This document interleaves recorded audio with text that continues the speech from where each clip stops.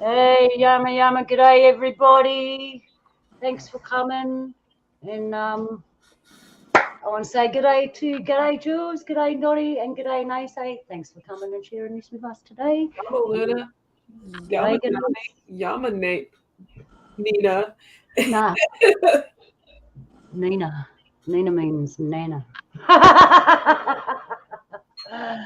G'day everybody, thanks for coming. It's Saturday here in Australia. So g'day Donny. Oh, oops, I'm here.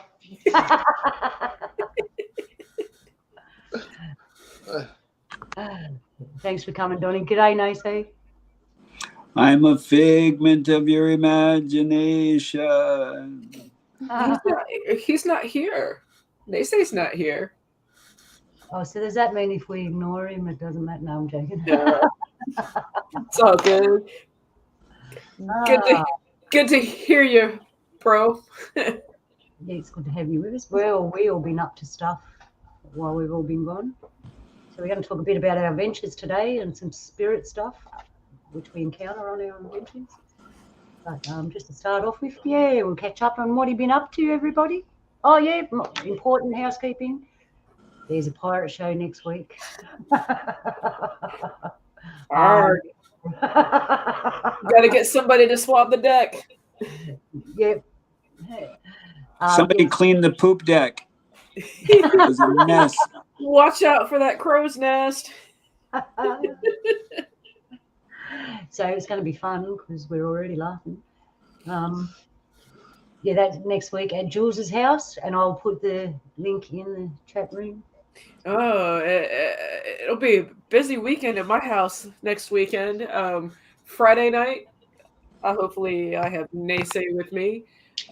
Potentially Tommy will be back, and Luna and myself, and kind of I haven't admittedly dove a lot into these subjects, and I thought that I would look into it this week, but you know how life is, things happen, so I didn't get a chance. But I'm keen on having a good yarn about pirates, Freemasons, and Templars, and their differences, their connections, and because I always want to learn, and I've got some great elders that I enjoy yarning with. So that'll be next Friday night, and next Saturday, me, Luna, and Nano Girl are gonna be just a nautical yarn about pirates, and I've really looked at.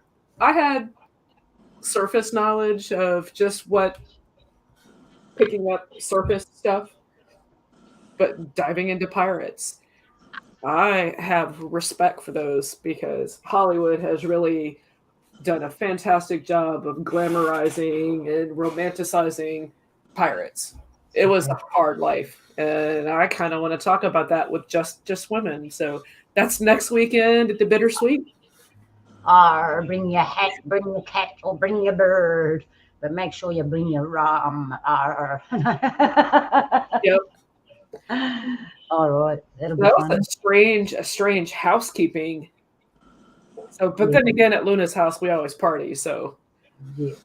What else I've got? Respect to all the elders and ancestors, to all the lands this voice is being heard in. respect to our two elders here, Donny and Naysay. I had to chuck that in. That was a bit of a smarty bum. Anyway, all right. So come on, fellas, you do some yarning. We've just took the show over so far. What's been happening in your world? I'm on mute. You're right. You're muted. I heard that. You're muted. Aye, nice I can go first. Go on. Oh, age before beauty. Oh yeah, no, it's Donny. That means you're really, really old, nice I then. I did stop counting at 7.2 million. 7.2 million.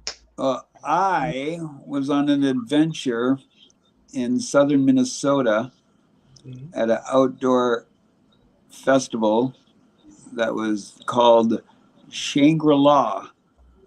Ooh. In a outdoor camping facility called Harmony Park outside of Geneva, Minnesota, 30 minutes from the border of Iowa. The event was called Shangri-La, held by Wookiefoot, the band I mention a lot, wookiefoot.com.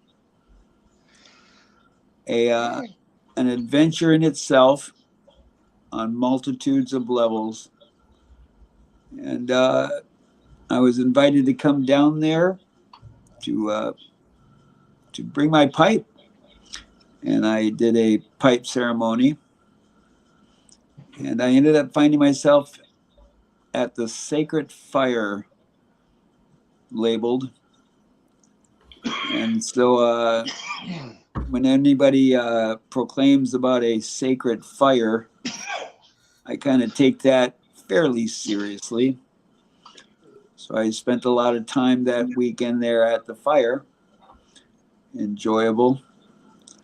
And got to roll around and banter with the audience, the crowd,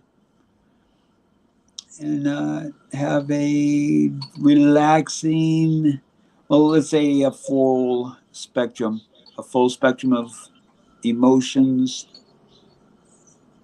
throughout the weekend. Awesome. Okay. A lot of singing. Cool. A lot of singing around the campfire. That was always fun. Nice. Super I wish I cool. was there. I actually caught a glimpse of it. I had the pleasure of Naysay just showing me a little glimpse of it on the phone. It looked like fun. I wish I could have jumped through the phone. But never mind. That's in the future when technology gets better. Yeah, I highly recommend people check it out. And come join us next year if the universe allows us to participate again. I don't know. I don't want to be an alarmist or Chicken Little, but the sky is interesting. The sky is interesting. The sky is interesting in so many ways, but Yeah. but I totally get you. Well, there's this movie that just was released on HBO Max, and it was called Moon Fall. I watched that. You did? I'm not surprised when you guys talk about shows, streaming shows, you always have the same ones, and it's like, I've seen that. Moon wobbles. So how Well, you been, Donny? Hey? Pay attention to the moon much closer than you have, and you'll be surprised on the irregularities that are occurring. I'll have to check that out. What's this called? Moon Falls? Moonfall. Moonfall. Okay. Okay, I'm going to mute and partake for a little bit. Take it away, Donny. What's that? Oh, I've not much to say, actually, to tell the truth. Yeah, come on, cough it up. Donny was on someone's show. Donny's getting quite famous now. Yeah, right. Yeah, I haven't caught up with you in a hot minute, Donny. I know You briefly were talking about going on with the Strongs. Yeah, I've been on with the Strongs. I mean, did any follow up or anything with that, or No, not at the moment. We've got me and Luna got an interview with a young lady down at Victoria Way. cool? Yeah, talk about Yowie. See, I wonder how you knew if I was going to ask you what you have coming up. That's that we're talking about spirits, Luna. That's that connection. Yeah. I mean, I totally get Bush Telegraph Black Man's Phone. I totally get that. But yarning with you and Donnie, I'm noticing more and more that whatever I'm thinking, if I just let you finish, you're gonna come and you're gonna tell me what I was thinking. It's Yeah. weird. I don't know if that's psychic intuition or if it's being in sync or if it's just knowing, but it's weird. I'm finding myself more and more with the people that I'm close to, just listening and asking myself questions, and then within given amount of time, everything just flows. Yeah, well, next week, Jules, I've got to go and do an inspection. Uh, Are you? I mean, are you allowed to like talk about this? yeah, I'm allowed to talk about it. Okay, But yeah. I So, thought it was is it what kind of inspection is it? Are you looking forward to it? well, they want our advice, a local government authority. Um, what they would intend to do is put poles in a creek for the fish habitat, right? Yes. And I can't make sense of it because it's going to cost thousands and thousands of dollars them to truck in poles, timber and poles, to this creek and put them in the water. And at certain intervals of the creek so the fish can have that habitat. And it just does not make sense to me. I'm telling you, it just doesn't make sense because you put timber in a creek. What's the first thing it does? It floods, doesn't it? So the first flood after they put all these poles in this creek is just going to flood downstream. And to me, that's just waste of money.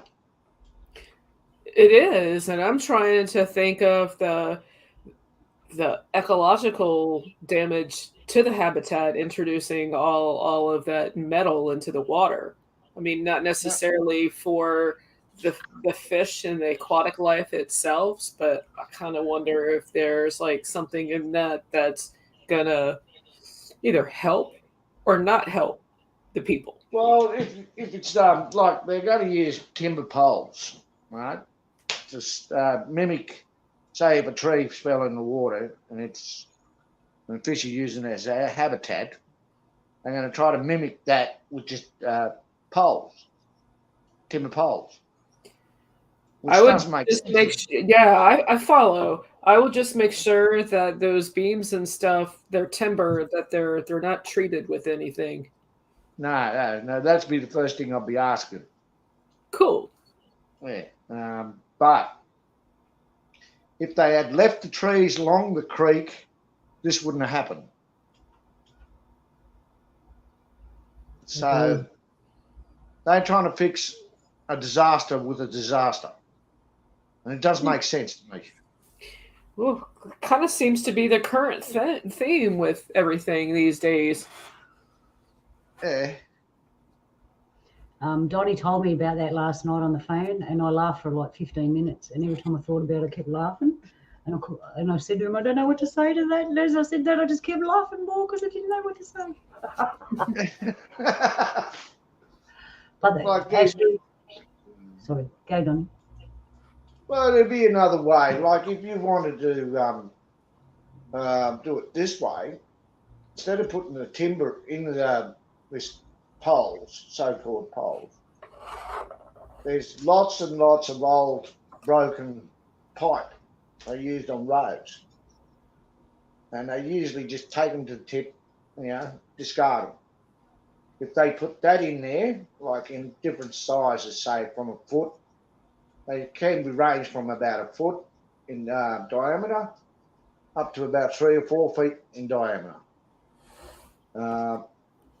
If they put that in there, they make a really better fish habitat, and they won't float off as much as timber will in a flood vent. Plus, it's basically recycling, isn't it? To me, it's recycling instead of wasting. And us humans have got a bad habit of wasting a fair bit. You can see the politics kicking in there somewhere along the lines, eh? Yeah. You know, Donny, talking about that, I'm looking at the river where I live, and we've had floods 3 years in a row. But what happened, all the broken trees, the water stacked them up on the side of the river, and they were all wading into each other with the trees that were still growing. What they did, they came and removed them all. Then we had another flood, and because there was nothing on the side of the bank, it just ripped it. It shredded it. Apart. Yeah. And I was listening to what you're saying, and I'm looking at my river, and I thought they should have left all them broken trees all along the riverbank and let everything grow back over them, and it would have made its own system again and its own shelter, and it probably would have been stronger eventually. Yeah, well, if they left them there would have been habitats for other creatures, see, like lizards, snakes, small animals. Little marsupials, Yeah. Possums. And, possums are up. Yeah, possums are up. They're off the ground. Yeah. Ground possums. Now there's one, a ground possum. Watch out for them. They'll kill you. What would be the closest thing to a ground possum down under? Would it be the wombat? No, that's a ground koala. The koala and the wombats are related. I don't know. What would be the closest thing, Donny, to a possum? A kangaroo without legs. I'll pay that one, they say. That's funny. Oh, we got other marsupials. Little marsupials. They're similar, but. Well, then I stand corrected. Any marsupial without legs. They'd be ground marsupials. Their babies would probably get stuck in their pouches if they weren't on their backs. I just had this weird vision of back in the old days, and they're cooking up food, and the mum comes up and goes, "What you cooking there?" Marsupials. They're making soup. They're the marsupials.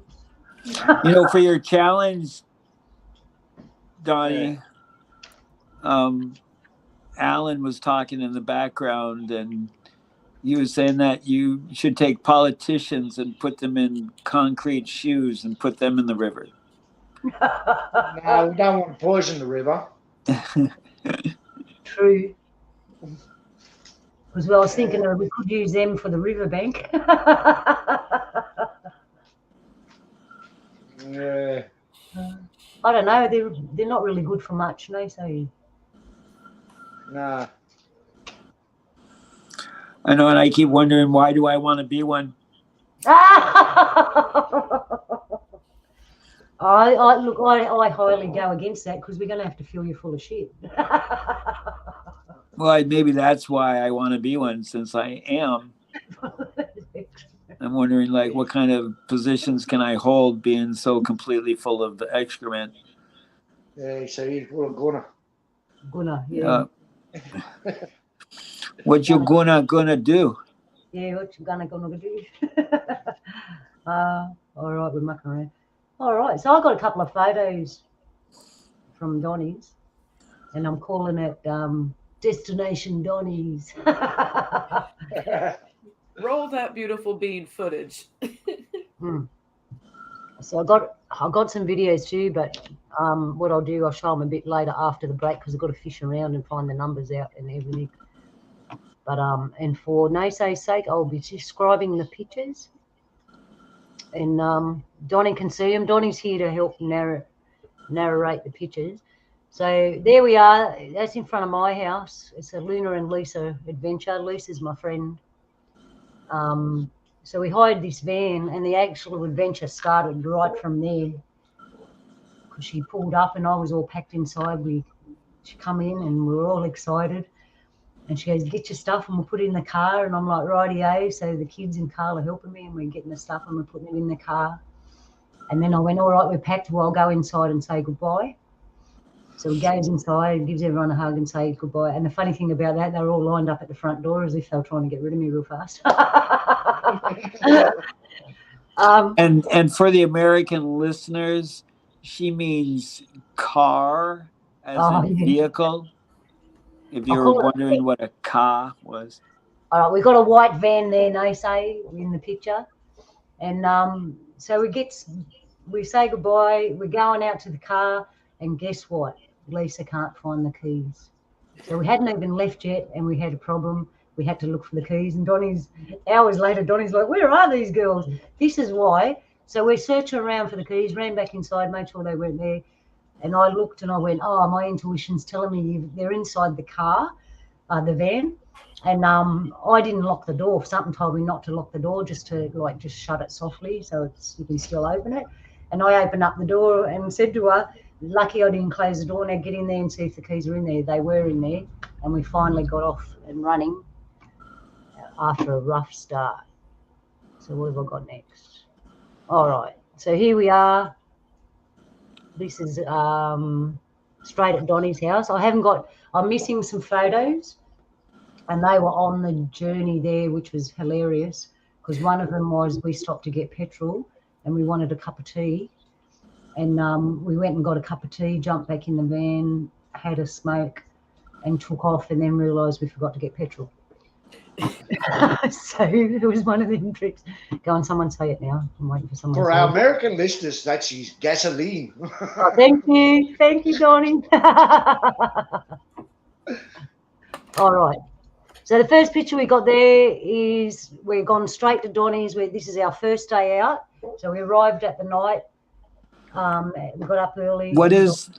Sorry, Luna, what's the distance? And aren't you going up into the mountains? Yes, so about a 7-hour drive. Yeah, Donny will explain all that because I'll get lost in a roundabout. Yeah. So from where I am, Donny, to where you are, it's an inland off the east coast of Australia, and I'll let Donny explain the rest of it. Yeah, it's approximately about 7 hours drive, which is about equivalent to about 650 to 700 k's, which is similar to about 400 miles. Yeah, I'm starting to get so upset with America. I'm going to learn the metric system. Yeah. I second that. Yeah. I'm stuck in the middle there. I'm noticing more and more stuff, just descriptions if you're shopping online or places, more and more places are going to the metric system. America. Exactly where is that photo there, Luna? Is that that back road we came back from Niangla with? That was on the way, wasn't it?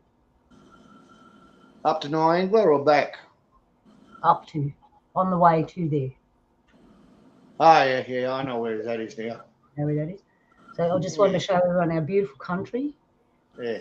And the bush here varies. So this is a nice bush. I love this kind of bush because you can walk through it. It's not too thick. You can actually live comfortably in that kind of bush. And for the Americans, bush means wilderness. Oh, yeah, sorry, the forest, because we don't want to get the wrong impression, do we? All right. Yeah, so what have we got next? Oh, if you can see the kookaburra right there in the middle. I can. And when I first looked at it, he reminded me of those old guys on the Muppet Show. He's just there with that look on his face. I don't know if it's Waldorf or Statler, but the first thing I saw it came was like Muppet Show. Something I noticed about all these pictures we took, or Lisa took these ones, they look like paintings. If you quickly look at them, they look like a painting, not a real photo. They But do. anyway, all that is, they say, is a kookaburra sitting in a tree in the bush. Pardon me. And when you come to Australia, I'll take you to a place where you can touch all the animals. I'll let you hold them all. All right, so there's Donny's shack up in the mountains. This is high up. This was freezing. I was freezing my little legs off.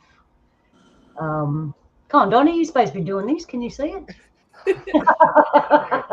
That's me ute.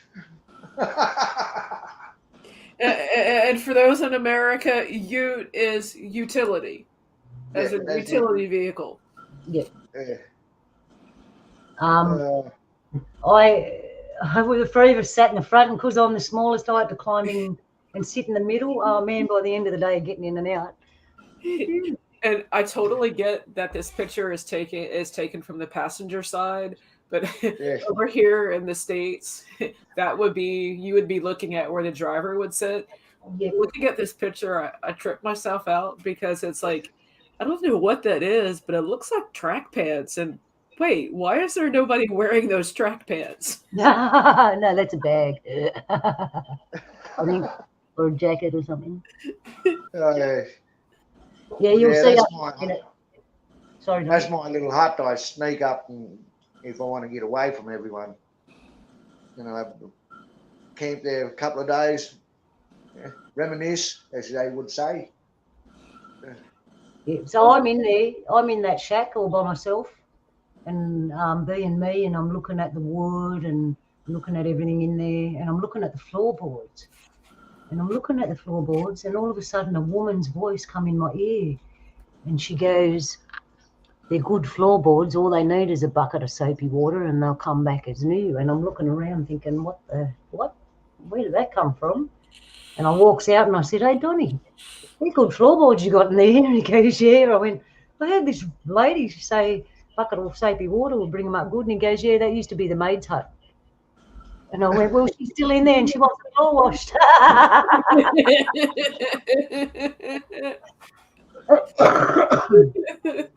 that was funny, though. The floorboards were nice. And these Donny, this is where the kangaroos jumped. We actually, when we got there, we were facing to the right at the back of the ute and looking at the bush. And that's when I said, we're being watched. I felt straight away as soon as we got out, we were being watched. And there's something strange about that picture. Sorry, Naysay, you can't see it. It's just a still shed in some trees, and there's something in the middle there. Can you see that, Jules? I can. So Naysay, you can't see this, but I'll try to do a good description of it. So for all the Americans out there, that means I'm blind. So most of the picture, it's kind of off-centered, leaning towards the right. There's a tree. In the background of the tree, there's Donny's shack. It's like this rustic red color with a yellow door. And in the center of that is a tree. You can see the little green lichen and everything growing on the tree. And if you look, Luna is like right behind the tree, but you almost don't see her because her jacket actually matches the color of Donny's shack. I'm camouflaged. Donny's shack? Oh, and Lisa, if you are listening, if you're here, awesome pictures. Your pictures literally look like portraits. Yeah, she's done a good job, eh? That photo there, she's walking around and I'm walking around, and something said, hide behind the tree. So I stepped behind the tree, and then as I looked out, she was trying to take photos of me without me knowing, but my little sensors picked up on it, and that's why I jumped behind the tree. You know what you look like there, Luna? Nimanjara. Nimanjara?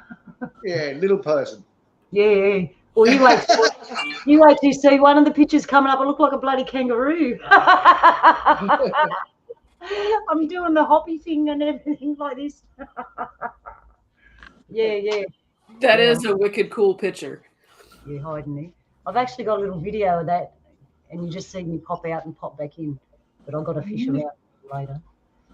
And there's the shack from a distance. It's a little steel shack. You cast iron, yeah, what do they call it? Corrugated iron? Yeah, corrugated iron. Could I assume there, Jules, with Donnie's shack, that tin roof rusted? I'm not sure if it's 10. I can't. I'm looking at a picture of it back from a distance. Yeah, it's Maybe. 10. Yeah, it's Donnie may have one on everybody. Because tin roofs are fantastic, especially during rainstorms. Yeah. When not thundering and lightning, but just a good rain. And it's just the way that rain just like puts you to sleep right straight away. Donnie's place is called the Love Shack, and the tin roof is rusted. Yeah, you got that right.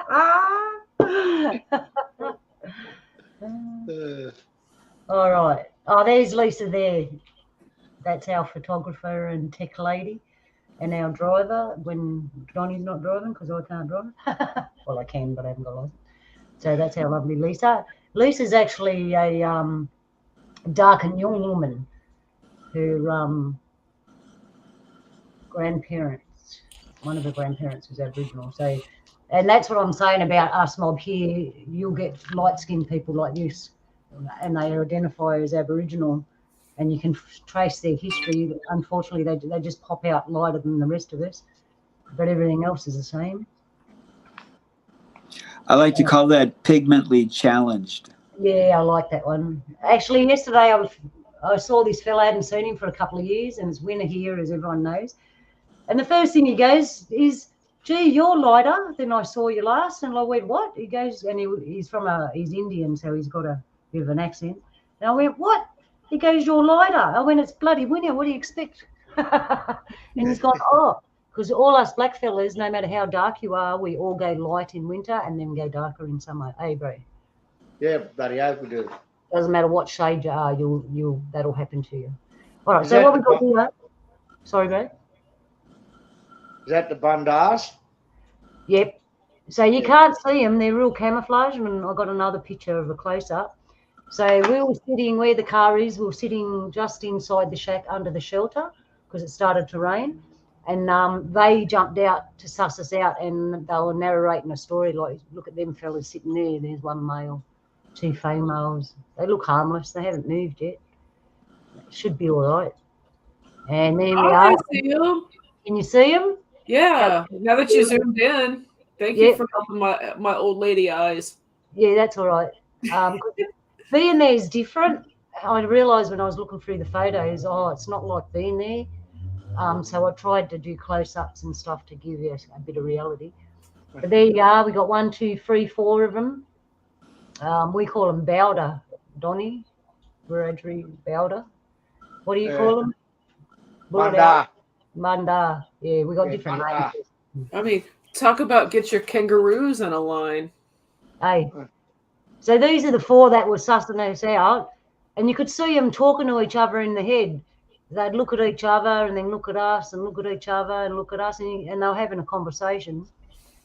I haven't got the film. Oh, man, I did have the film of them all jumping out, because what they're doing is sussing us out, making sure we're safe, because to the left of that, in the bush, there's a whole mob, and they would come out to make sure it was all right. And the footage we have is all them jumping along in a line like a school line and a lollipop lady. Belly. And so the 4 of them sat there, 2 left as the other mob come out, and 2 of them sat there to the end until they were all gone, and then they jumped off. But they're beautiful furry people. And they were the things that I saw watching us. I knew there was something watching us. It was all them kangaroos. Oh, this is a classic. Donny. This is Donny's tucker box, where he puts his stuff in the back of the ute, and it says, "Do not sit on the tucker box." I had to put that in. Yes, do not sit on the cooler. Yeah. So No, say it's virtually, it looks like a green toolbox with "Do not sit on tucker box" written on the top in black texture. All right, and these are just some pictures of. This was coming back down, I think, Donny, from the mountain. Yeah, that's it. Where we pulled up and had a smoke. Yeah. Shh. Yeah, we put up there. Oh, I had a smoke anyway. Yeah. Yeah. So, Luna, what kind of tree is that on the left? Left eucalyptus. Yeah. I've never. It's strikingly. I like it. I've never seen one like It's that. called a bit of red gum, Jules. Yeah. Gum trees, eucalyptus trees. Yeah. We got a couple of different varieties. Yeah, they get big. Yeah, that's eucalyptus. Oh, all right, what do we got here? There are. See, there's more in the background. They just grow different. Yeah. What I haven't got is the picture of the 500-year-old fig tree. I couldn't get one. I'm going to have to get it. Try and get these pictures again and do it again. I had to take that because we're in the middle of nowhere. This is going back to town, and there's just a sign there that says police and nothing else with a little thing. That's how it is. There's probably how many police in town, Donny? One. Yeah. Usually all our country towns have one policeman, so nothing happens because they're always busy. And then we went home after that long and tiring day. We went home back to Donny's and sat at the fire and had a nice cup of tea. So we've got a nice old-fashioned fireplace there, Naysay. It's a greeny blue. We've got an old-fashioned kettle hanging over the fire and my slippers sitting in front of the fire, getting warm. Nice. So that was part one of the trip, Donny's, or part two, but we'll have a rest and talk about how long we'll be going for. Yeah, half an hour, all right. And I've got part two. Cool. All right, part two at Donny's. Oh, that's Donny's driveway. Yeah, boggle. And the mud was a challenge, especially when it was raining. Oh, you can still see the dent in the fence where I hit it with the ute. Oh, yeah, and we did that too. Donny went for a bit of a slip slide ride and we tapped into his fence. I'm glad you were driving, Donny, and not us, because I would have went away over. He stuffed his fence up. All right, this is the juicy stuff. There's me and Donny to prove that we actually seen each other and we were there together in real life. And as you can see, yes, I am shorter than him. So now we're at the water place. Donny, take it. Yeah, the fish trap. Yep, we're at the fish Yeah, trap. what kind of fish? I can see somewhat of the fish, looking at a pond. What kind of fish are those? It would have been what they call it, catfish. What they call blue gut. Okay. Probably yellow belly and carp. Not carp, bloody cod. Okay. Because used to spawn up these little creeks and things like that.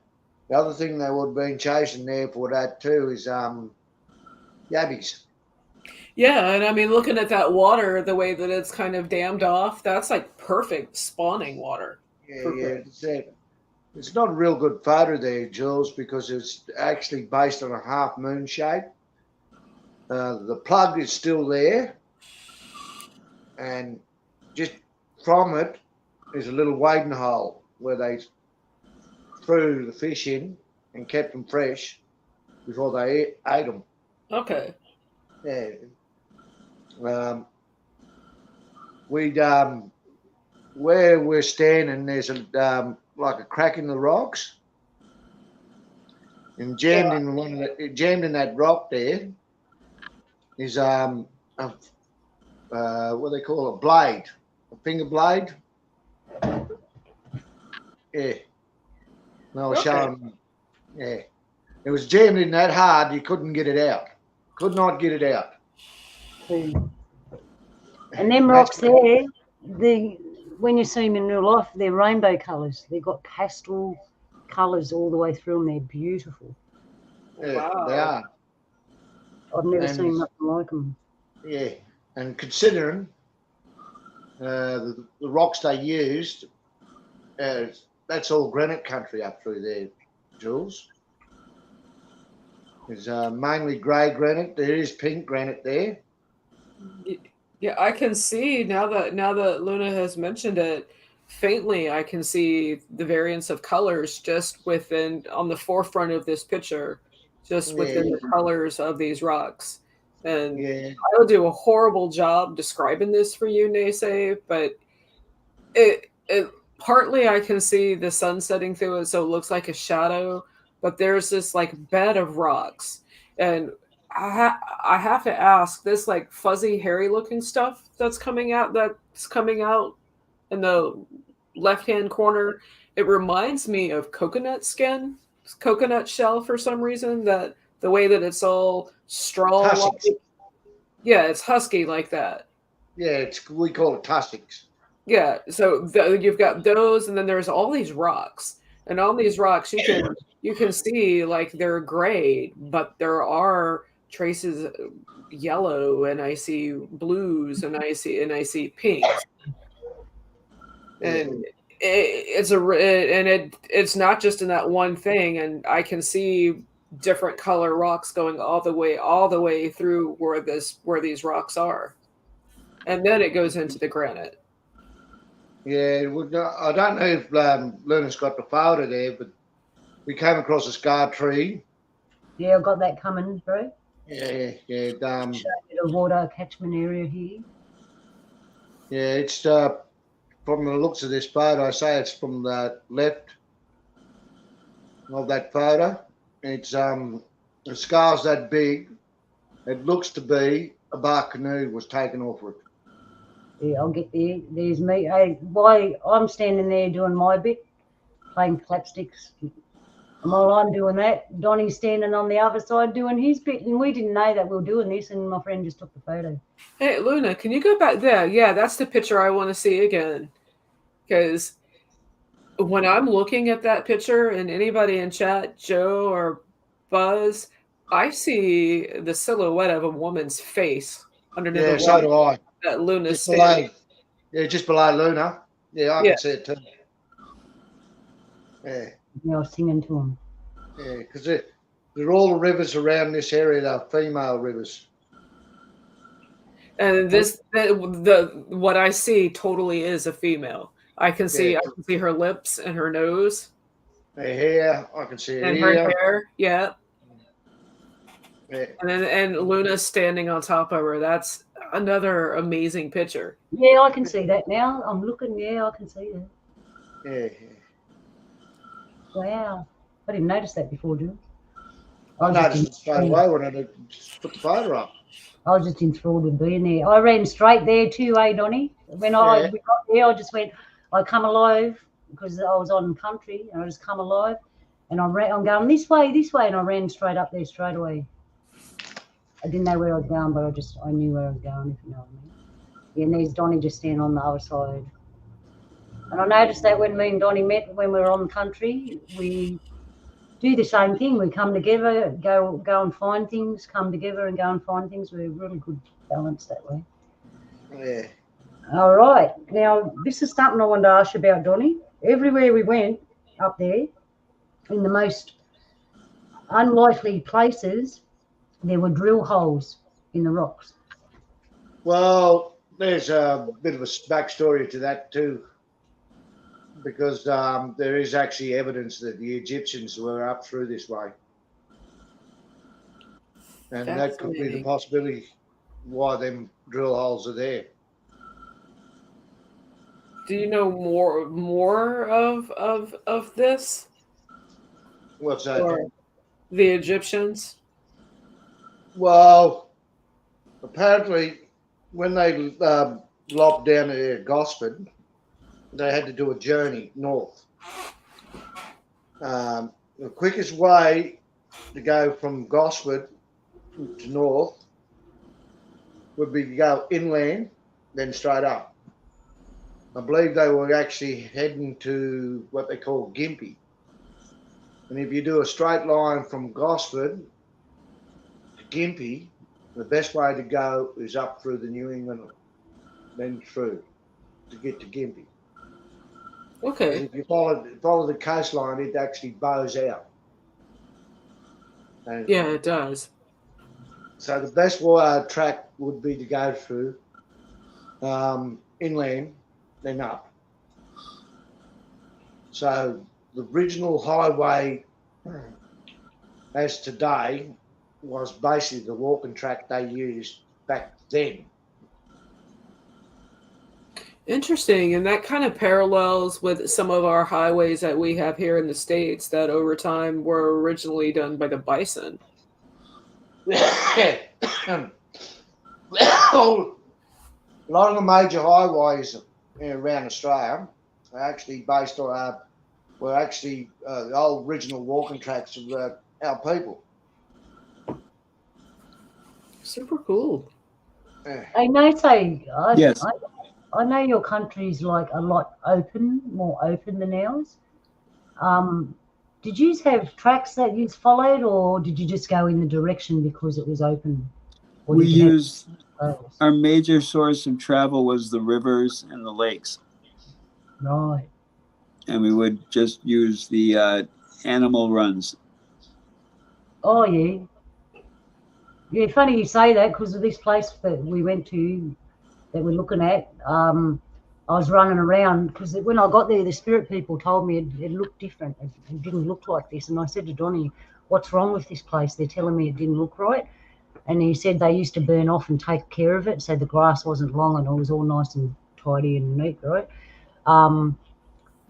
And I thought, oh, how am I going to get around? Because the grass was quite long. And that's what I did, I followed the animal trails because they just wide enough for your feet to go in. And the kangaroo trails, I just followed them around because it was just easier to walk through. Yes. Yeah, because it wasn't taken care of like it used to be. Did you manage your land like we did? Like we burned off the grass and stuff. Did you have management?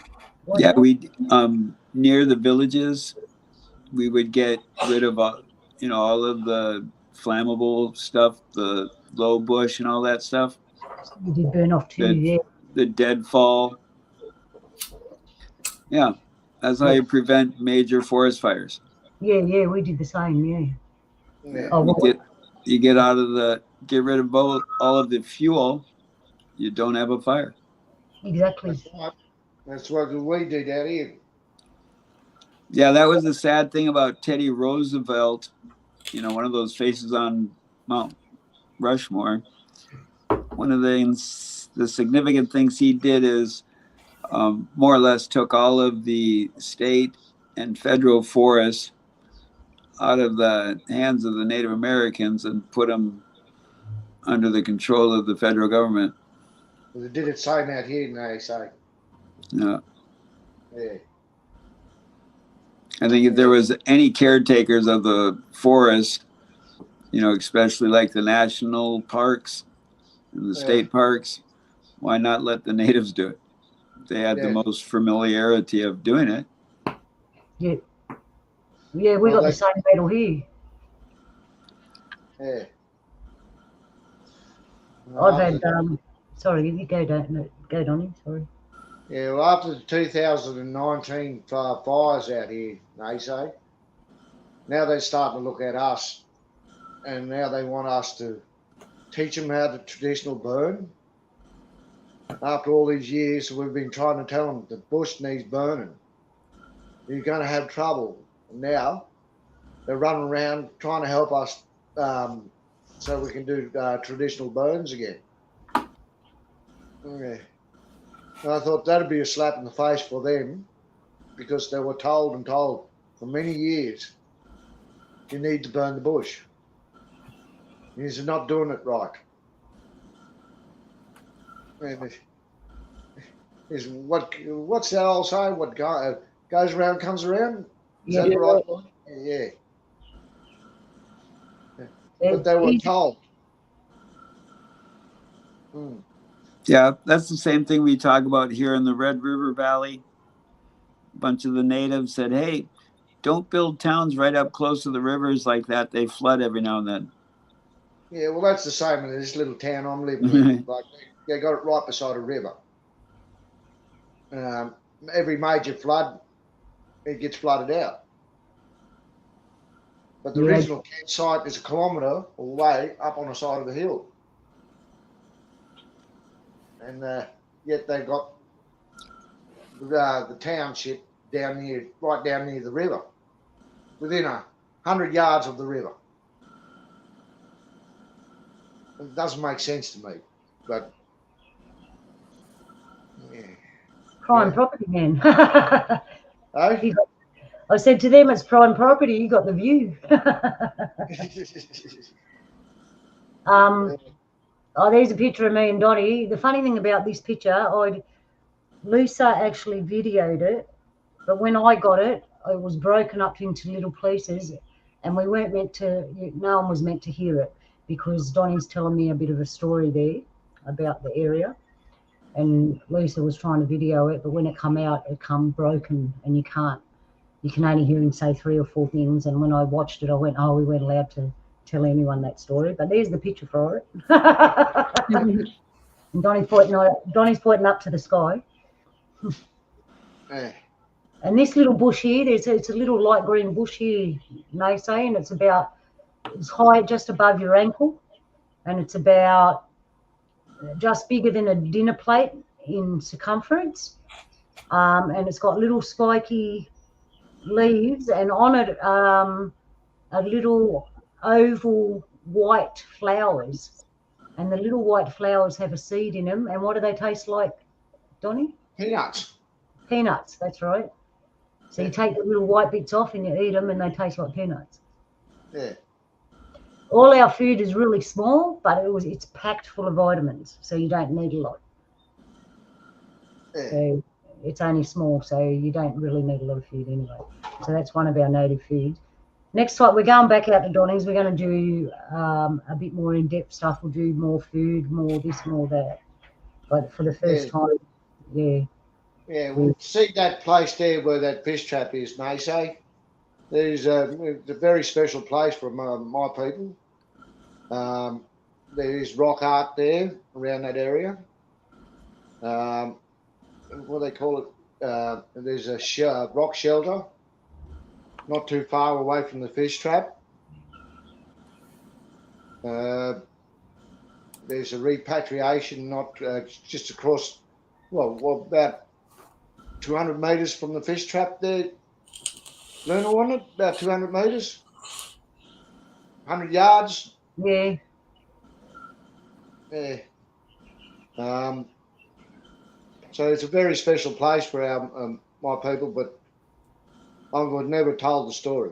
So I really don't know the story of that part of the land. That's that scar tree. Yep. And look at that picture. There you go. Yeah. Now, don't be deceived. So what we're looking at now, say, it's what's left of a tree. It's been burned. There's only the bottom so many feet of the stump left. And in the stump, you can see a long oval shape that comes to a point at the bottom that was cut out of the tree trunk. We believe it was a canoe because the actual tree is what's left of the tree is very large, and the whole tree, as it would have been standing alive, would have been ginormous. So we think either it was a giant cutting out a Coolamon or little people cutting out a canoe. Yeah, it was pretty big, wasn't it? Yeah. It would have fitted 2 people comfortably if it was a canoe. Yeah, right. Yeah, bark canoe. And you can see the cutout there. But someone's burned it. It looked like either the lightning hit it or someone's tried to get rid of it. Yeah. And there's me and Donny again, just walking through the bush, finding things. Here we are again. And it's funny how we mimicked each other. We kept mimicking each other where we're walking, what we're looking at, what we're finding. It was all like the same. And there we are again. We're looking at cornflakes here now. Oh, that's where we picked up that old musket ball, wasn't it? Yeah. So what we were doing in them last few shots, we're walking around, we're looking at flakes. Tell them what a flake is, so. It's And it isn't a stupid person. yeah. Well, flake is actually it's what they call end product when you're making something. They call it debitage. I mean, Donny. And sometimes they are made into finger knives, cutting skin or meat or bark in a branch or something like that. But mostly it's just our rubbish, for want of a better word. Like if they were making a spearhead, there's a lot of material left over. Yeah. And they call it debitage. Don't ask me what that flash word means, but that's what they call it. Do you have places like that, say, where you're making stuff and it's left over and the archaeologists come through and scavenge through what was left over and say, look what we found? Yeah, a lot of that is around where they're doing the Clovis tips, arrowheads. Yeah. Kind of like more or less a rock quarry. Yeah. They especially like a lot of obsidian because it chips so well. Yeah. And it's really funny too because it's that expression, if it's not broken, don't fix it. Mm-hmm. Yeah. And once they figured out the basics of doing arrowheads or spear tips or projectile tips, we had many different forms of pointy objects coming your way. But once you found like an area that was prominent in the stones needed for tools, they would utilize that. But they weren't super big fans of digging deeper and deeper into the mother for these specific rocks. Well, that's basically the same out here, they say. Like if Mother Earth pushed it to the surface, by all means. If you went into a natural cave system and you found them, that's good too. However, we did have cave systems and we did tend to them. So, it's just the whole full spectrum of trying to have a symbiotic relationship with your surroundings. Yeah. Because it's, to me, a no-brainer. It's obvious that if you start taking too much from an area, you start desolating the place.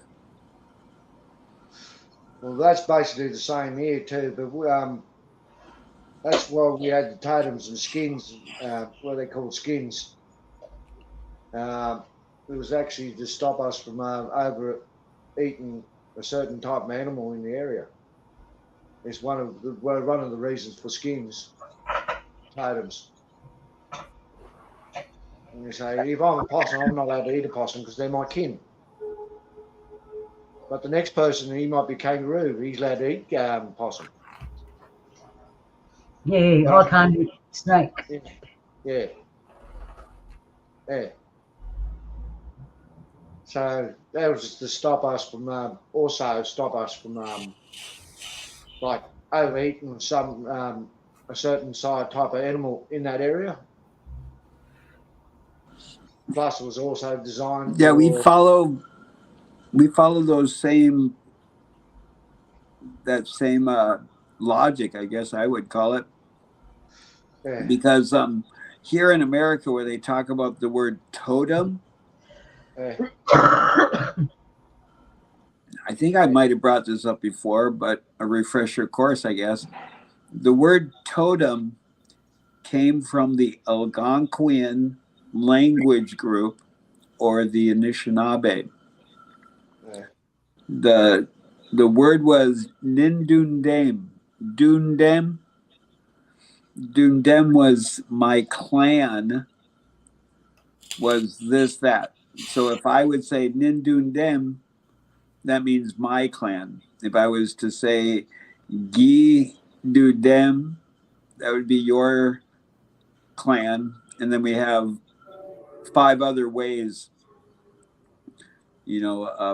of saying Dundame. So Yeah. Dundame eventually became, in English, totem. And then, I believe, eventually became into the whole spirituality of my spirit animal. Not to be confused with a teaching animal. Yeah. When I think, feel, believe, when you have a strong attraction to a specific animal, that is your teaching animal. Yeah. If you are of a tribe, a Paleo American, they have their clan systems. My example is I am Bear Clan. So when I introduce myself, which I didn't do tonight, sorry, but I would say Nindun Dame Makwa or Makwa Nindun Dame, which means I'm of the Bear Clan. And not only does it have that rule of we're not supposed to eat bear, we can utilize some of the mushkiki from bear. So like if somebody else eats a bear or something, we could have like the bear pelts or the bones, or we can use the bear grease, but we're not supposed to eat of the animal. Yeah. Well, that's basically the same here. We Right. call it D. It's DHII. Which means meat. So my meat totem is possum. And then, like I said, I can't kill a possum or eat a possum because they're my clan. They're my people. But I'm allowed to touch his pelt and things like that, but I can't utilize it in any way. I'm trying to procure a Kodiak bear skull from up in Alaska, Vancouver, Nice. for a sweat lodge. Nice. If anybody has any ins on that, please reach out.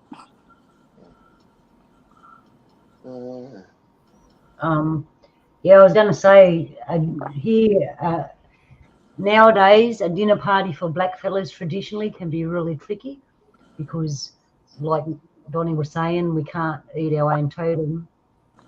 And for those that have totem of goanna or kangaroo, which is one of the main food sources here, we're stuffed. Mm-hmm. No, not really, but it makes it a bit difficult. Oh, emu, kangaroo, and goanna, they're the 3 main feeds here, food sources. So, yeah, if you're them totems, it makes it kind of difficult if you're out of area.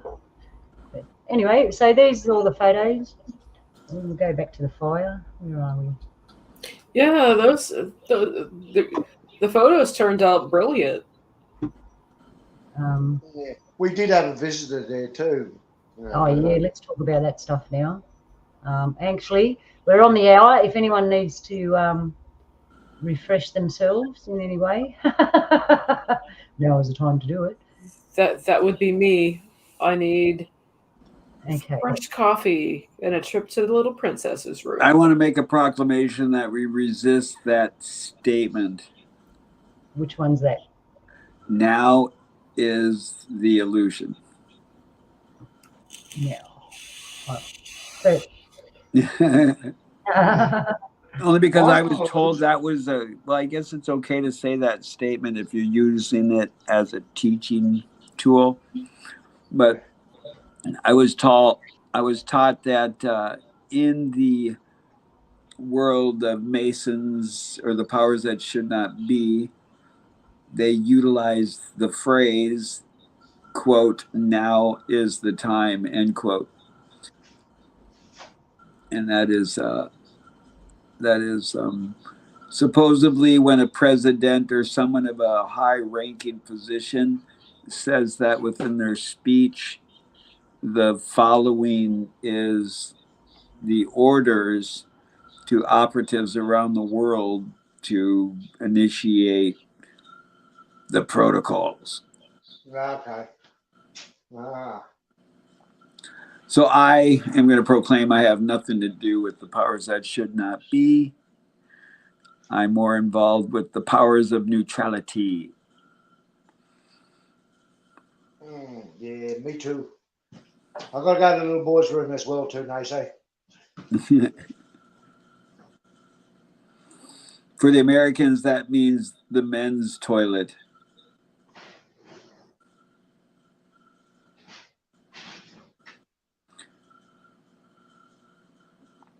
You gonna put on some music, Luna? Or everybody took off and just left me here all by myself? All right. Well, I guess if they're not going to be showing up, I'm going to have to start singing. I'm here. All right. So you went on an adventure too, no? So you're going to tell us about that? The outdoor festival, Shangri-La. Yes. Shangri-La was attempted to be created in Minnesota. It was interesting. It is where I received the nickname the Megaphone Man, was from this park. Well, it got solidified at this park. But when I did my first initial ride for Gulf War illness from Moorhead, Minnesota to the capital in St. Paul, on the way down there, I purchased a Megaphone Man at Radio Shack for like $60. And it was one of the best purchases I've ever made. And I've gone through 4 of them now. No, yeah. Megaphones. Ironically, at this park I was at, one of my megaphones was destroyed by the sheriff's department. They came up to me and grabbed the microphone out of my hand and cut the cord with the knife. Mm.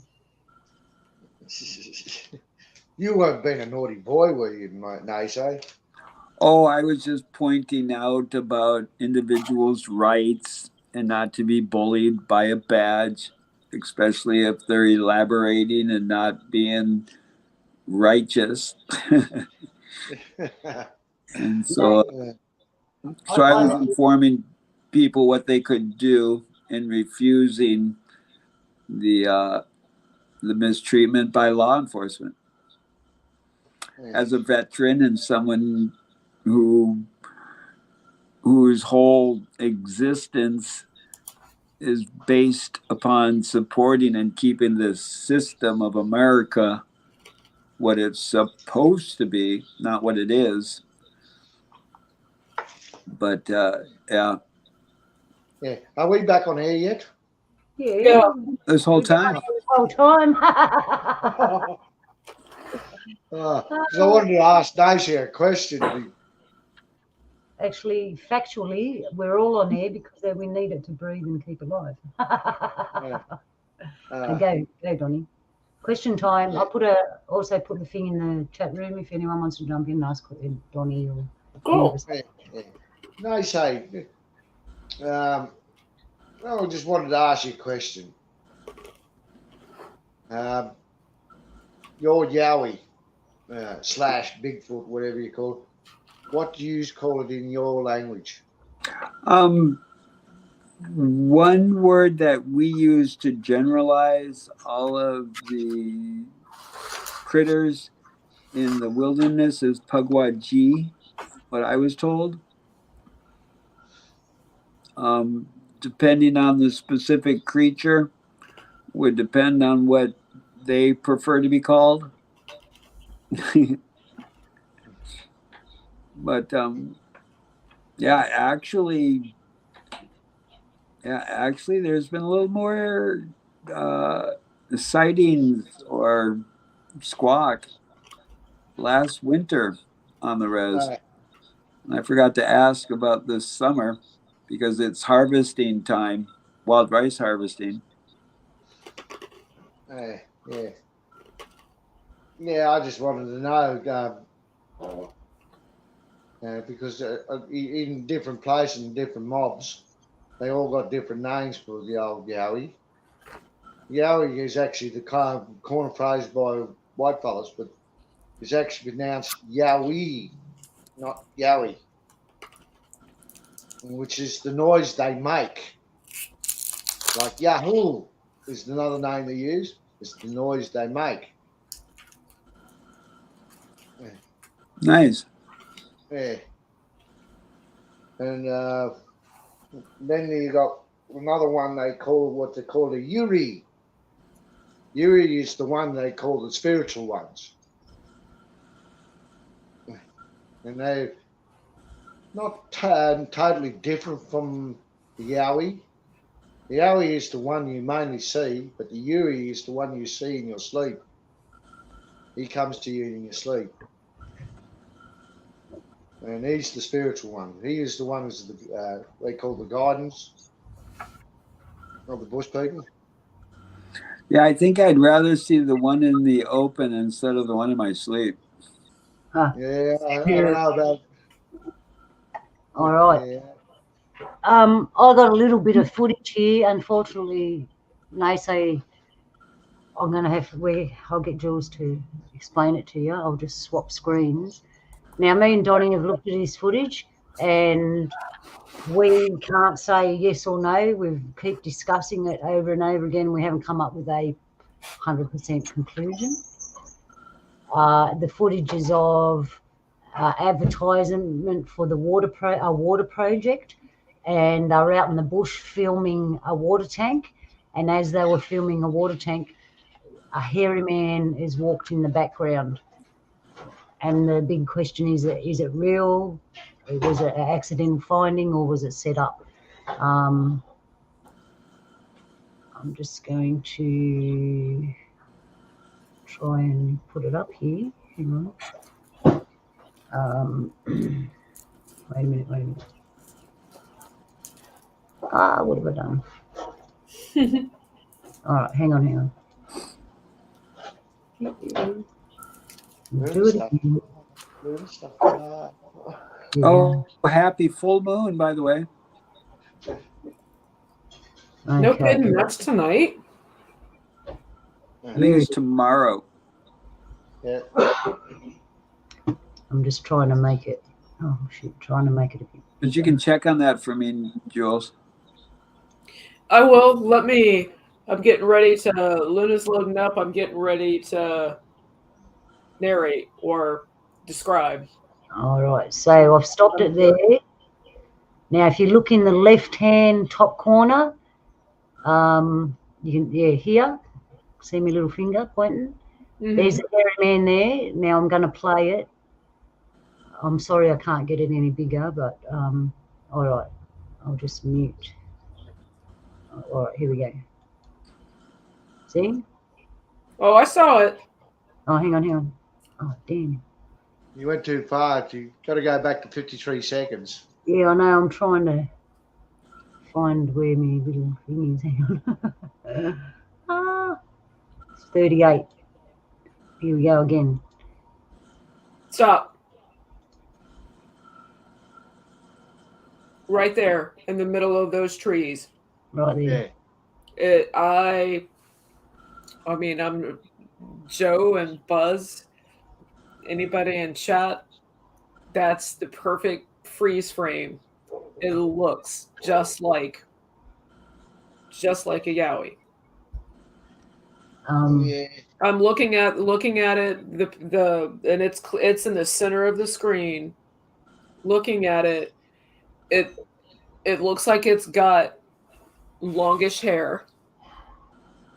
And I can see like the stride where it looks like it's got long arms. And a split second, because if you press play and go back and do it again, if you're not looking for it, you won't see it. Yeah. Yeah.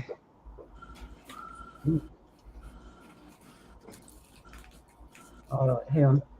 Damn. All right, here we go again. It's coming up. Are you able to super slow the speed? See, no, I was trying to do that last night. See me? You see me? Yeah, I can see it. It's like it goes between the trees, and then he stops. It's like he's camouflaged in those trees. Oh, it's really short. It's like only a few seconds. Yeah. So we're debating: is it fair income? Is it Product placement? Yeah, hang on. The screen stopped. Yeah, is it product placement? Like what the hell? Now the thing is, it's in the middle of nowhere. There's no houses around. Oh, I should be showing that, should I? Well, There's no houses around. and also, I mean, product placement. Could those trees be? You're looking at it from a distance. Could those trees be at least 5 feet, 6 feet apart, where you have to see, where you see somebody intently? Yeah. So That's you're like looking at it. Yeah, so it takes more than a second. It's kind of like done on purpose. Yeah, it could have been done on purpose. They say it's a hoax. It's a bloke in a ghillie suit. Well, I can totally see where it. I mean, those trees have to be far enough apart where it's done on purpose to make it look convincing. Yeah, it makes it look convincing. Yes. Because But- now that it's played in slow motion that I just saw, it definitely looks like a human walking. Yeah, it definitely looks like a human walking. But I'm trying to. see where that is. Where that is, the place is called Bunbar, Jules. And if you ever have read up about Yowies around this, it's not far away from what they call the Pilliga, where that video was taken. And there's been a lot of Yowie sightings around that Pilliga scrub. That one I think was done intentionally. It's walking to at the pace of a human. Yeah. Yeah, and he hasn't got much bend in his legs. We were thinking it could be a juvenile, but there's like he hasn't got a lot of bend in his legs. His arms are like the same as ours. The camera is intentionally set so far away where if a person was wearing a costume, you couldn't tell if it was a person or not. And he's moving entirely too slow. And they purposely picked place between those trees because they're so far apart that you literally will have to. You will literally. It's intended for you to see it. Yeah. Yeah. Was it in the left corner or right corner? Left. Yeah, I would also say because of photography and everything, and because we read left to right, we are more anticipating to look to the left of a screen more than the right of a screen.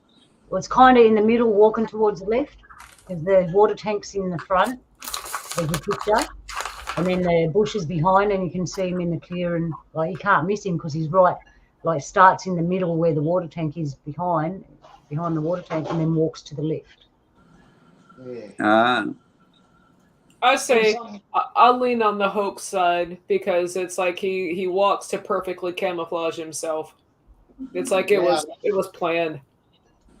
See, there's also another thing too, Jules. How do we call up? There's a difference between a yowie and a hairy man. The yowie is, as you know, yowie, Bigfoot, whatever they want to call him. Then the hairy man he's not quite human and he's not quite yowie. This has been told over and over. There's actually a documentation and a video of it was in China, where this woman, she was taken by what do they call it? Yeren or something like that, isn't it? And she had a baby to this Yeren, and the child came out. He wasn't quite human, and he wasn't quite Yeren. Well, that's one thing that I was thinking about when you hear some of these 411 cases of women disappearing. Yeah. You know, Princess Diane was brought in to strengthen the bloodline of the royal family. Yeah. So maybe these entities would bring in a woman. However, okay, here we go. Shout out to the captain. Here we take off. So I believe one of the possibilities that if all the different races are of different worlds, I'm wondering about with the white race, if their cranium skulls are much smaller than a lot of the other races. And if this is the case, then the offspring of the white race would have a higher birth success rate because of their heads being smaller. And that was one of the reasons why a lot of women died in childbirth and babies died in childbirth, was because their brains couldn't get through the woman. Yeah. Jeez, talk about the big brain on Brad. Well, you notice one of the things that they do all the time when a child is born is they measure the skull. Yeah. Yeah, they do. Actually, tell you the truth. Yeah. You know, why is it such a big deal to measure the skull as long as a child is born? Yeah, you got a point there. As long as you count the finger, you're like, yeah, I noticed that. They do weird things. Count the fingers, count the toes, measure the head. Yeah. And then the length. So, Jules, I'm still on the fence on that one. It could be a bloke in a ghillie suit. I mean, I understand. You've got more knowledge, more ancestral connections and stuff. I totally get it. But as an outsider looking in, if I casually picked this up and looked at it, I'd have to watch it 2 times to make sure that I saw what I saw. And then I would have to analyze it. And for me, it just, I have my reasons why I speculate that it's a hoax. Yeah. Well, no one's actually came forward about it to say they did it. So it's still up in the air. That's the Narrabri Shire Council. They actually say it's a hoax. And they're trying to explain to everyone it was advertisement ploy. So if it is genuine and they're claiming it's a hoax, is there reason for them to say it's a hoax? If it's a real thing, those who know things are the ones who control power? Yeah. Well, it's actually government. You got that right there, Jules. It's the government. Because they call them local governments. We have 3 types of governments here: local government, state government, and federal government. But they're all in the same boat. Yeah.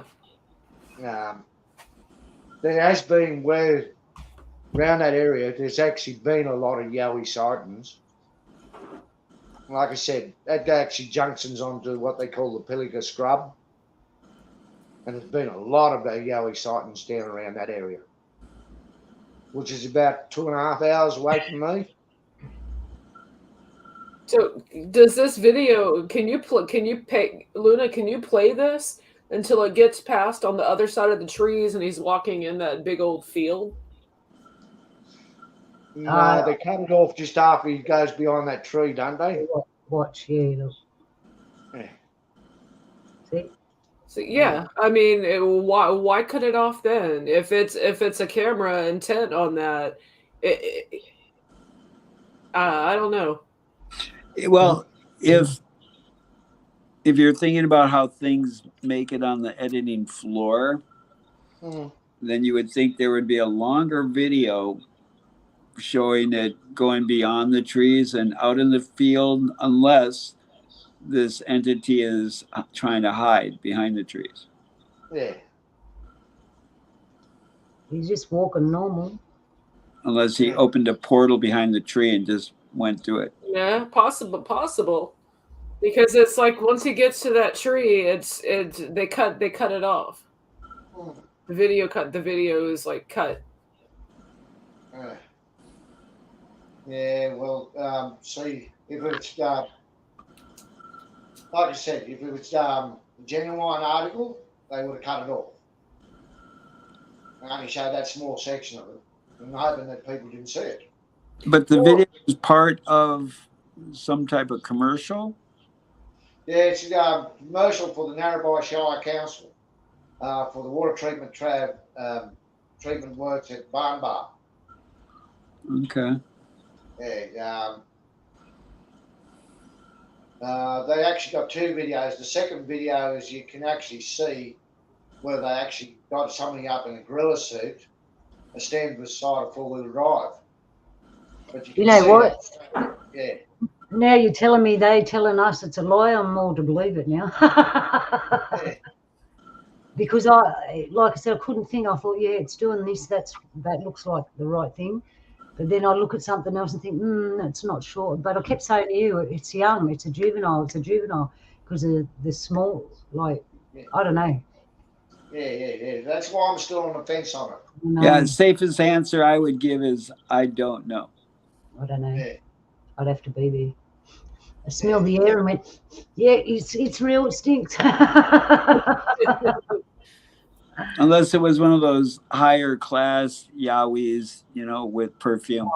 Yes, that's right. Well, at the fish trap there, Nasay, we did actually come across two imprints in the ground, like somebody had punched with their fist into the ground in two parts. Like, when an animal goes to take off like a horse, you can actually see the two punch marks into the ground. You remember that, Luna, don't you? Yep. Yeah. They were about twice as big as my hand. Because I know that Yowies and Sasquatch can run on 4s or 2s. I know that for a fact. Yeah, they can. Yeah. I'm looking for something.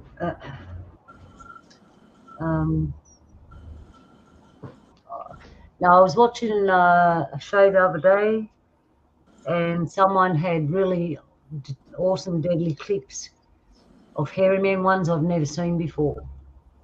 I'm going to have to fish them out and try and do the same thing for another show. We can do that and look at them. But yeah, there you go, people. Make up your own mind. Is it real? Is it staged? They play upon that.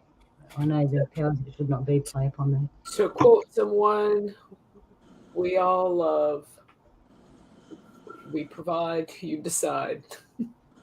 That's it. What I'll do is Isn't that a commercial from Fox News? yeah, it's in the chat room for anyone that wants to watch it themselves and suss it out and let us know what you find. Actually, when I watched it last night, I looked to the left where he's walking towards, and I thought it kind of looks like there's another one sitting down under a tree further in the left there. So have a look at yourselves. Tell me, let us know what you think, And So, from this distance, it definitely looks like a bloke in a ghillie suit. Yeah. I mean, And when does he pop on the screen? I mean, they cut it off right when he gets to the tree, but when does he emerge on camera? 53 seconds in. I mean but I mean, it's like, where does he start at? It's like he came from nowhere. Yeah, basically came from nowhere. Yeah, it looks. I mean, the way they started him walking right behind a tree, and he's walking to another tree, and then they cut it off. So it was clearly intended for you just to see that. Yes. So we have no idea before it gets to the one tree or after the other one. It's just all you see is him taking about 5 strides from tree to tree. I'm judging the distance between them 2 trees would be about 20 meters, which is equivalent to about 15 feet. Yeah, I mean, it's several steps. So, I mean, it was intended for you to see it cross. Not 15 feet. What's 3 times 3? Well, that's another thing. If you think of average pace of an individual, their stride, for something of a massive height, it would only take a few strides to get from tree to tree if it's only 12 to 15 feet. Well, I mean, he's like taking several strides. Yeah, an average person would probably take about 5 or 6 strides. Yeah. Well, according to that, he's taken about 5 strides, doesn't he, Luna? Then he disappears. Yeah.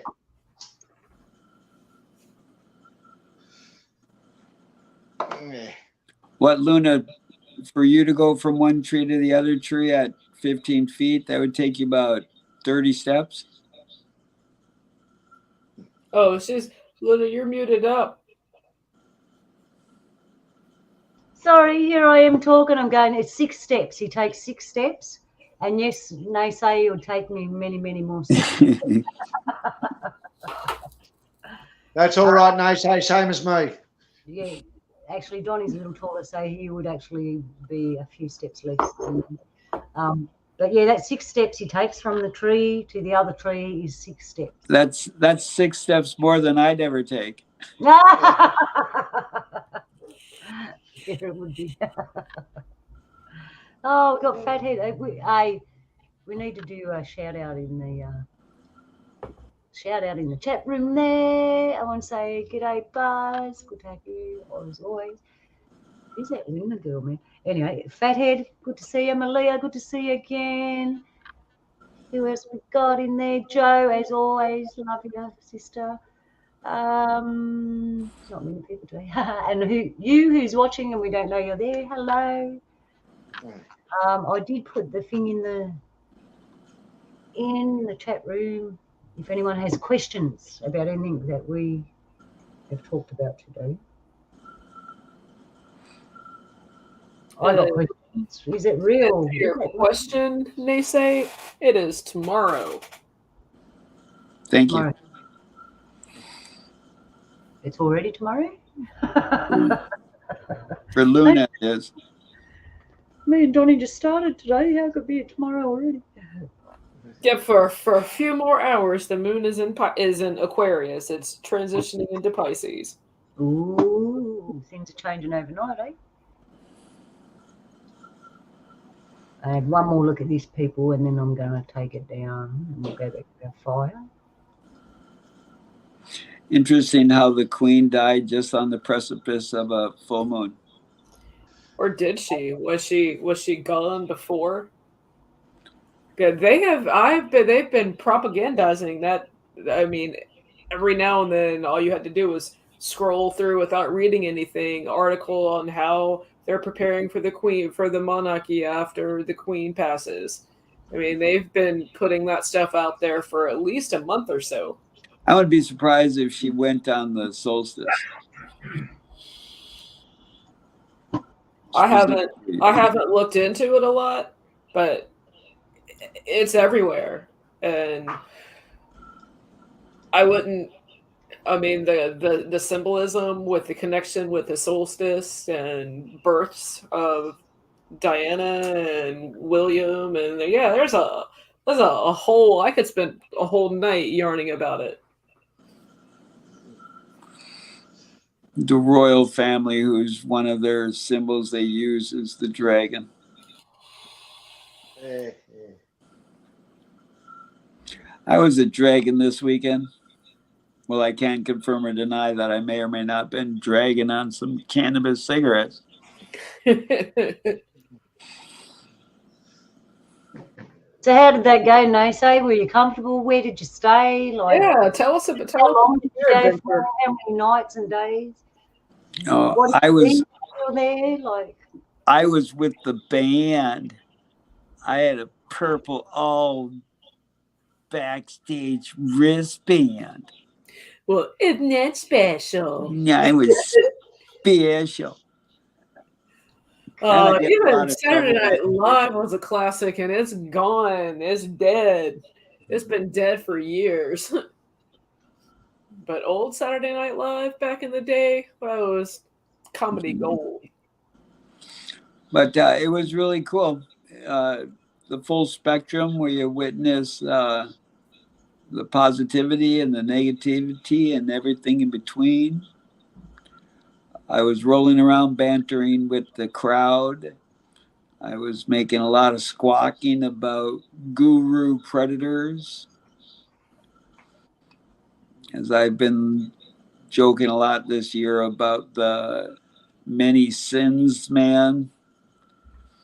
Now, at this festival, there seems to be a lot of these individuals walking around professing and proclaiming that they are the healers of all healers to be healing. And practitioners of the manipulation of fields. A lot of egos where I can do this and I can do that. I had some fun with some people as a Paleo American and being requested to do this, that, the other thing. And I took a little bit of experienced humor that was shared on Reservation Dogs, where a couple times I said, okay, I'm going to do a couple ceremonies for you all. And I would be like, hey, hey, hey, here she was walking down the street. Hey, hey, oh, singing diddy, diddy, dum, diddy, do. Ha, ha, ha. And I did some all brand new, whiter, brighter colors with more effervescence ceremonies. I like that word. It has a nice fizz to it. Effervescent. Tiny bubbles in the wine. Well, that's cool. Glad you had every a fun pleasure. time. You'll find. Far much more fun than what went on in my world. Yeah. Luna Nothing. wants to hear the story, don't you, Luna? Yeah. Please, story Okay, people. so I was rolling around at the end of the festival. One of the joys I get is rolling around and trying to entice the people to leave as quickly as possible on their own accord, so security doesn't have to start pushing more so. So I would roll around and make up song and make jokes about people just getting the hell out, because they got to clean up the park and take care of it. You can't do that with people still there. And while I'm rolling around the park, this individual comes up to me proclaiming to be of this spiritual hierarchy, or I'm not quite sure. And he came up and he said, hey, can I bless you? Not coming up to me and saying, hey, how are you? My name is Bob. What's your name? But just came up to me and said he wanted to bless me. And then right away I was like, who are you? And right away they gave me some label they came up with. And then I would, and I'm fine. I will call you Womp Bomaluma, a Womp Bamboo if that's what you choose. But when I ask somebody their name, I would rather just hear what their birth name is. Only because I like to believe, think, and feel that when two adults get together and they have the procreation and a miracle is brought into existence, that between them a love that was shared for this miracle was given to them. And so I like to hear that name. But if you choose a different label, then I'm cool with that. Like I proclaim all the time, my given birth name is Kevin Richard Shores, although I prefer to be called Naysay in reference to my Anishinaabe name that was given to me through protocol and ceremony of thousands of years. But this individual came up to me and said they wanted to bless me, and then we got into the rhetoric of what their name was, and it was like pulling tooth to even get his name out of him. And he only gave me his first name, and let's just say it was David. And I'm like, well, it's finally nice to know David. What do you like to be called? And then he gave me this spiritual name, like some people are like Eagle Man or, of such thing. Nobody's name is like Little Mouse that got kicked. It's always like Thunder Eagle in the sun. But so we started talking, and then he was saying about wanting to bless me. And then I'm like, well, I apologize. I mean no disrespect, but I feel that the ultimate blessing that we've all received, and we couldn't get any more blessed than coming into existence to experience this, whatever we want to label it. And then if there is to be another blessing is when we are bestowed these miracles of children, but this is my thing. And then as the conversation progressed, he was talking about he wanted to bless me by God. And then we got into the rhetoric about, well, what's your interpretation, definition of God? And then he reached out and touched me. And I wasn't quite ready for that, being blind too, And then the minute he touched me, then all of a sudden I felt, like a glass of orange juice and somebody just dropped a straw in it. And so right away I go to put up my wards, protect myself, close myself off, and all of a sudden I'm like, nope, I'm just going to tap in and just blast him. And so I just do what I do, where I believe, feel, think I'm tapping into the energy that's there for us to utilize. And I just said, let him take it. And it was interesting because after I did that, the individual that he was with instantly left.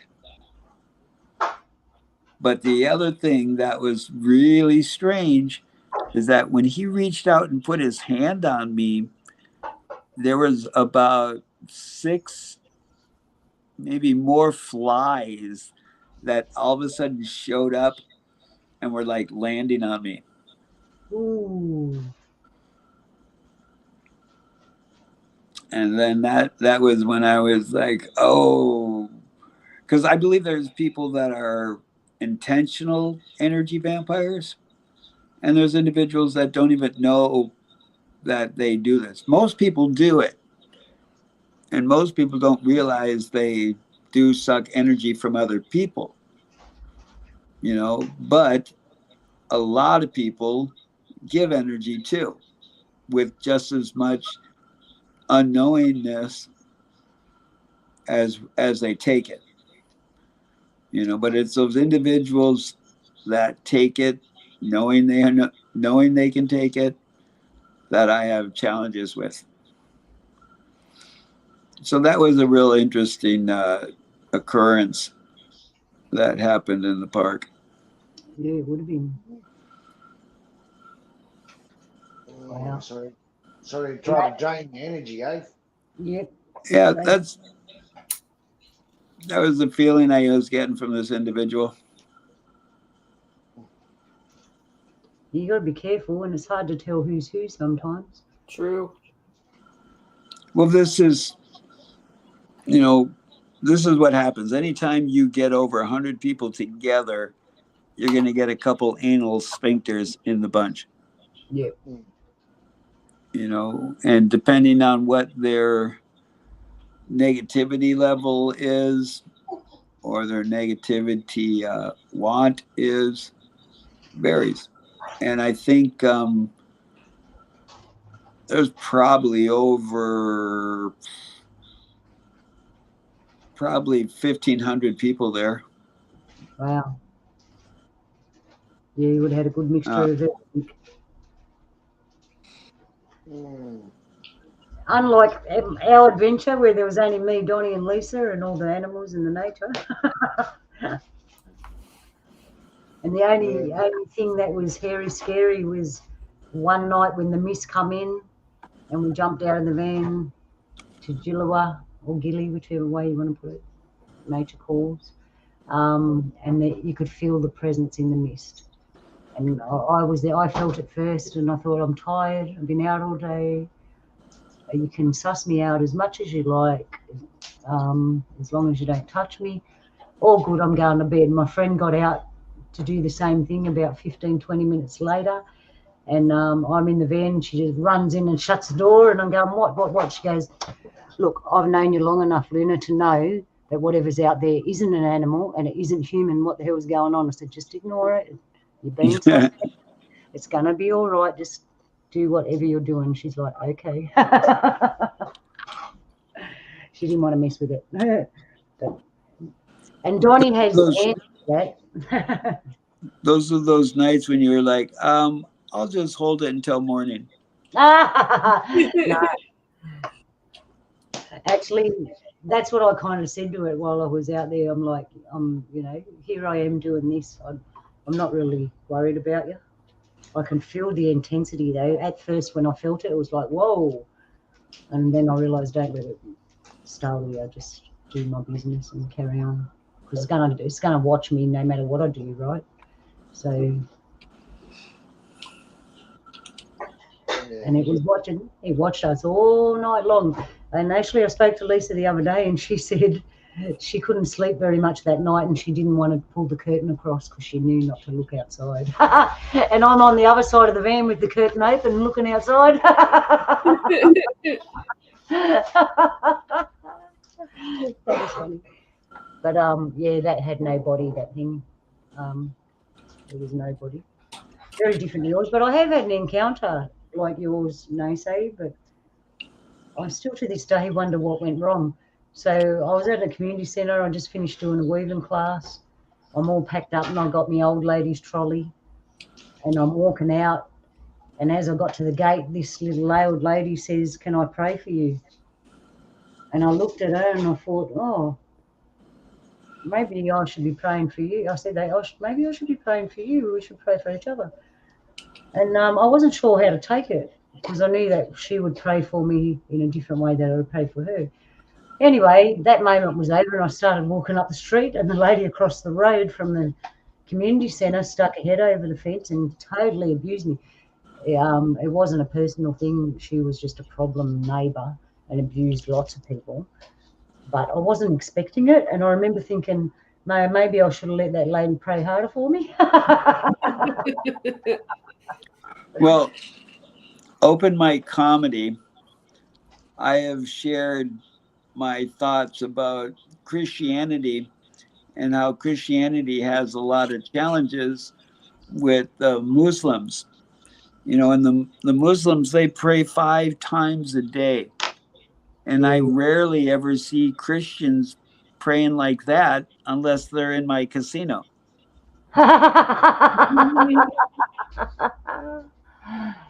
No, I admire their devotion to that. That's really good. I might not pray 5 times a day, but I tell you, from the moment I wake up to the moment I go to bed, I'm talking to Creator all day long. And I'll take moments out to go outside and just stand there for a minute and connect, and then come inside and do whatever I'm doing. But most of the time I'll look up and consult Creator with whatever. Or I'll think about it if it's not out loud, because people think you're crazy. Hey, how come they say if you talk to Creator, it's okay, but if Creator talks back to you, you're crazy? And that also is for something else. I encountered the other day, I don't know if it was visitors, if you talk to them, it's okay, but if they talk back to you, you're crazy. Just the fact that they say that is weird. Well, it can't be any more interesting than in Israel. There's a psychiatric ward there that is filled with entities proclaiming to be Jesus. Yeah, that's different, they're proclaiming to be Jesus. The sad fact is Jesus is probably in a insane asylum on a Thorazine trip. With all the others going, hang on a minute. You got it wrong. Right? Yeah. And if only he would have got the implantable iPhone, he would have been able to talk to his father.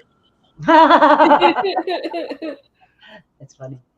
But I always say, say Jesus did come back, he wouldn't come back in a white gown like they did back in them days, the robes they wore. He'd come back wearing jeans and probably a hat and a t-shirt. Minimally, he'd have a publicist. Yeah.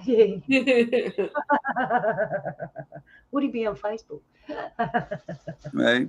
It would be a full-on social networking launching, because they said on his second coming, everybody around the world will witness him at the same time. I've heard that as well. So he's probably dealing with like 6 or 7 G. 6 or 7 big letter G. Yeah.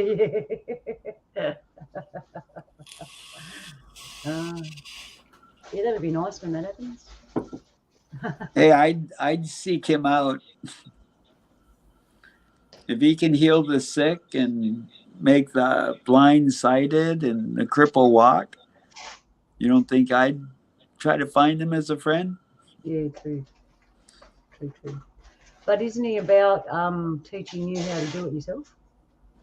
Yeah, but wouldn't he got charged because he hasn't got a piece of paper to say he can do it? Yeah, it would be, bro. You're right there. I know there'd be a big, huge birth certificate approval. Yeah, it wouldn't just be that. Yeah, he'd be in court because he'd be calling himself. Yeah, it'd be bloody tricky. That's all I can say. I asked permission of my daughter if I can change my name. What to? I want to change my name. First name, nobody. Second name, last name, important. Nobody important. So then I would roll for president in 2024, and everybody would vote for nobody important for president. I don't want to hijack this and turn this into political conversation, but I have my speculation on what's going down, but that's another yarn at another place and another time. Okay. Yeah, because we're coming up to 2 hours now, and unless we want to go drive the bus somewhere else, I think we're finished sitting at this camping spot. It's a shame you didn't have all the photos there, Luna, because there was actually a lot of things that we missed out on. Yeah, I know. I have to grab Lisa again and get her to do it. Like I said, it can be difficult. But I'll learn next time. Yeah, Luna. So thank you for sharing your adventures with us. That's okay. Hopefully there'll be more. Because I like adventures. I'm an adventurous person. Yeah, I just forget. With me though, I forget to turn the bloody camera on. See, I'm having such a good time in the moment. It's all getting recorded inside my head and inside my spirit, but I forget to put it on the little machine so I can show other people. True. I just leave my bloody phone in the ute, don't I? Yeah, you're just as bad. But when you walk on, when you're walking on country and that, the connection you have, the last thing you're thinking is stuff like that. Yeah. You're just so enthralled and the energy's pumping through you. And it's like you're walking into another world. That was part of the enjoyment about going there to the park. I told myself, nope, I ain't going to be addressing my cell phone. You just stayed to have a good time. Yeah, good on you. But I was graced with a phone call from you. Thank you. Oh, I did. That's right. I forgot I gave you a call that night. That was the night of the big show. Yep, and I got a peekaboo. I got a little peekaboo of what was going on there, and me and Carl were like, "Oh, that's awesome! Couldn't just jump through and be there with you." But and we were giggling. Yeah, it was good. I should have told you to capture some of that. We could have shared it. Yeah, I should have taped it. Yeah, that's what Carl said. You should have pressed tape, and then we could have shared it. That's okay. That's what I mean. We're all getting used to this. Yeah. We're getting used to it. Next year I'll get one from on stage looking out to all the crowd. Oh yeah, that'd be good.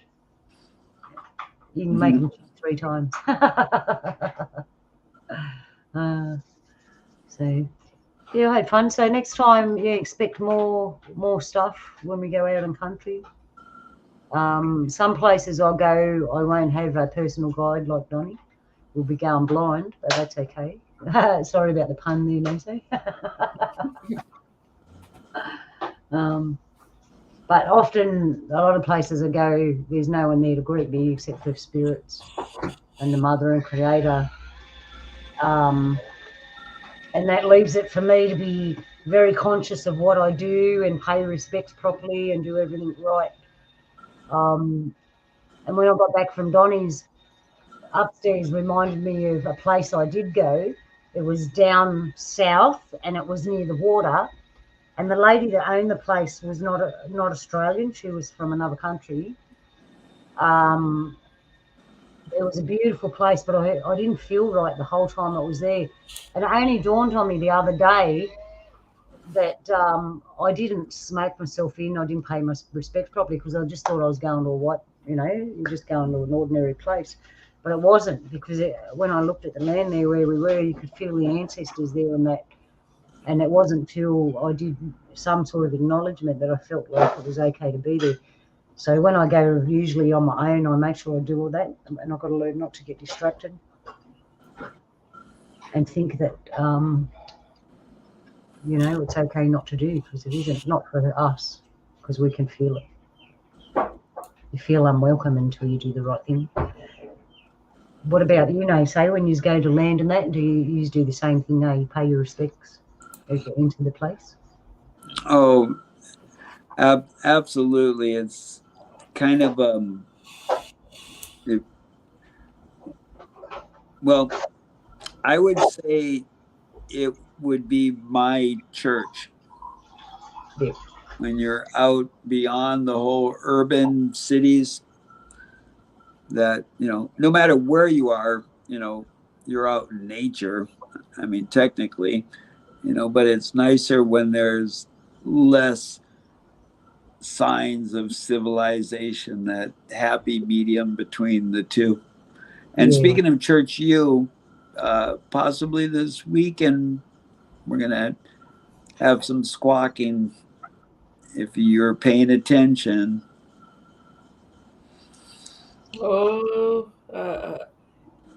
It But should you got to search for that one and pay attention if it's going to happen. I might be able to find it. Hang on. I'll put the thing up. What am I doing? Hang on. This requires. Oh, don't worry about it. They can find it. I'll put that. Unless you. Yeah, I'll find it. I just got to go. Change my head back to technology. That's what I got to do. Right. Oh, 1 minute spirit world, next minute technology. Okay. Multitasking, or is that madness? Aha, here we are. We have it. And I would put it in. I hope this is the right one. And we just lost Donny. He's probably dropped out.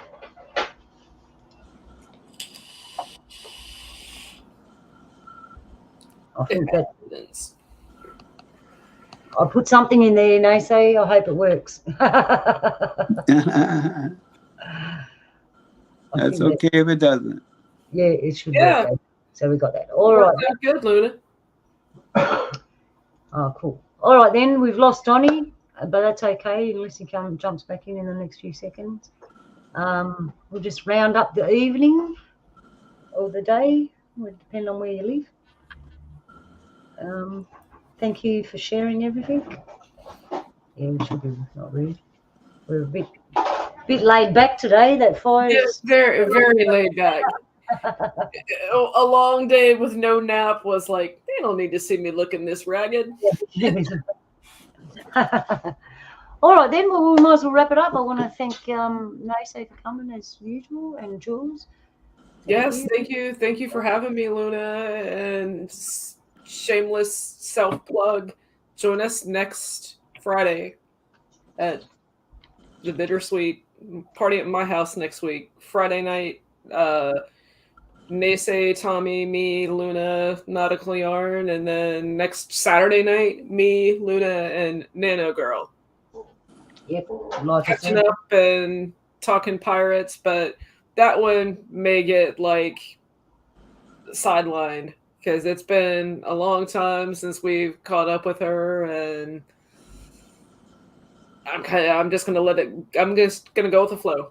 But yeah, so thank you for having me, Luna, and it was fantastic seeing everybody here. Donny, Buzz, Malaya, Joe. I saw Fathead was in here. Nice to meet you. And anybody else that did I say Malaya? I think I did, but if not, I just did. Yeah, so thanks for having me, Luna, and hoping everybody can party with us next weekend, and I hope everybody has a fantastic week ahead. Stay positive. There's a lot of stuff coming down the pipeline, a lot of bad vibes I've been feeling. These things are coming. That's another show. It is. Just know if you have a bad day and if nobody has said that you are loved, let me tell everyone in this chat and future viewers that you are loved. And I just wanted to say I don't like any of you. I love you. Yep, and love to you on this day. Creator loves you. Love yourself too. That's important. Be your own best friend. Stay centered, and we'll see you next week. Next week we'll see you in the Pirates next week. So you get out today, Pirates on George's channel. Like I said, bring your hat, bring your cat or your bird, and it's BYOB. Bring your own bottle. Bring your own party gear. And we'll be Pirates next week, so we have no excuse for any. We have every excuse to do what we want. Yep. We're going to be a pirate channel. It's the code. Yeah. So. Arg. We've got to have Naysay's. Apegish, Minobima, the Ziwe Wiyan, Chi Miigwech, Gani Kana, Toodles. Yellow. We'll see you next time. Yellow. Love you guys.